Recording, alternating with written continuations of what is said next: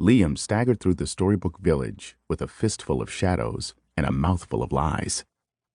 The whitewashed cottages glowed in the darkness, weak lamplight seeping around the boarded-up windows, and tire tracks carved the dirt road like scars. Trucks rumbled in the distance, but no one came here on purpose unless they were on their way to somewhere better. Or unless they were like him, more monsters in his head than sense.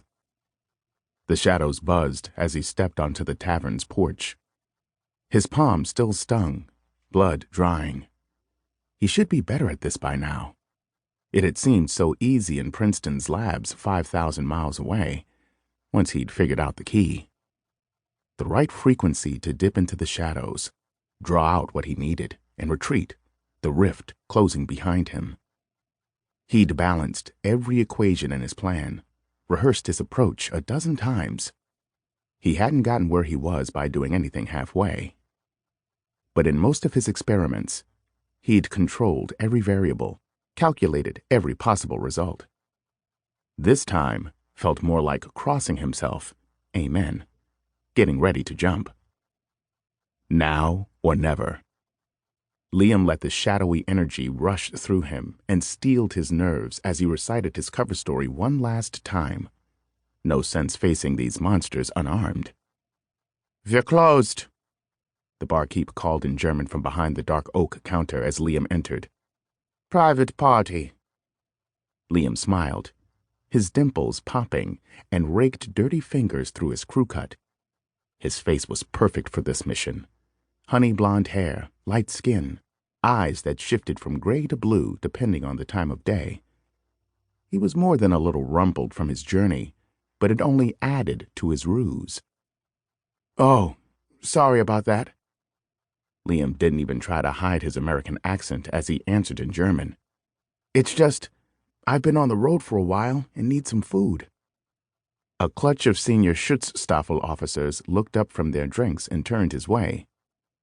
Liam worried his tongue over his teeth as he surveyed the cramped dining room. 5 officers. 1 bartender, almost certainly hiding a shotgun or hunting rifle beneath the bar.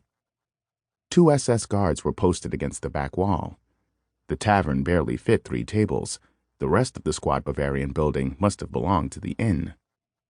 Only one of the electric lights was turned on, unevenly painting the peeling brocade wallpaper and heavy wood paneling with a greasy glow. "You are American?" one of the officers asked, his English sharp as glass. Liam's blood froze. "SS Sturmbannführer Junker." His puckered expression and needle-like stare were even more severe in person. But Hans Friedrich Juncker and his friends were why Liam had come here. Why he was thousands of miles from graduate celestial mechanics and Chancellor Green's stacks, in New York's endless spread of noise.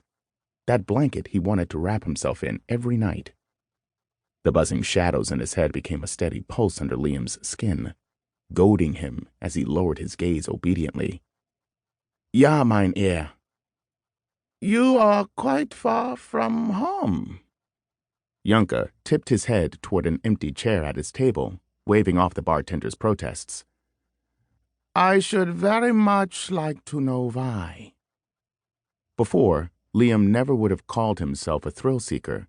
He'd spent most of his 18 years buried in one textbook or another, or scrolling equations across onion-skin paper like a boy possessed.